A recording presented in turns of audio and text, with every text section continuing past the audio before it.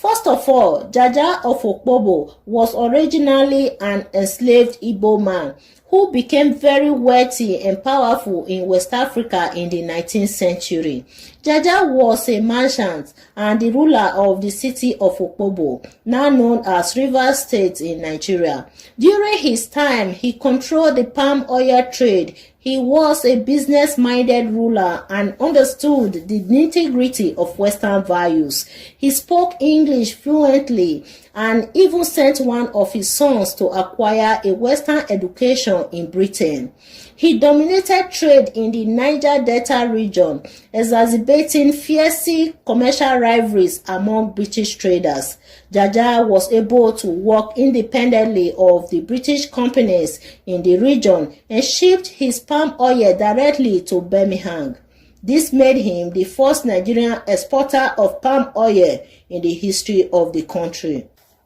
When African territories were divided among the European nations at the Berlin Conference of 1884 to 1885, Opobo was included in the British territory, and Consul Howard asked Jaja to sign a treaty placing his city under British protection.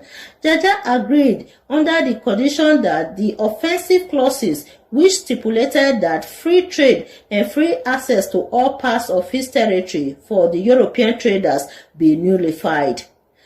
Consul Howard reluctantly agreed to Jaja's demand and deleted the clauses restricting free trade. Shortly thereafter, the British accused Jaja of terrorism, of organizing armed attacks and disrupting trade with the British in the waterways of what is now known as Nigeria.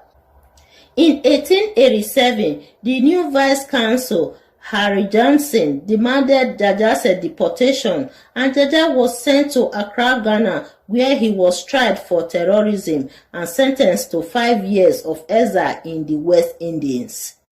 Jaja appealed against his deportation to the West Indies with the assistance of a British officer, Major Macdon, who felt that Jaja had been unjustly treated. Fortunately, Jaja won his appeal, and his exile was immediately revoked. Sadly, his dream of returning back home from the West Indies was not actualized because he died on his way to the territory he defended from the occupation of the British colonists. Lord Salisbury, who was the Prime Minister of Britain at that time, regretted the maltreatment of Jaja and insisted that under any civilized land, everyone involved in the deportation of Jaja would have to face the wrath of the law for kidnapping.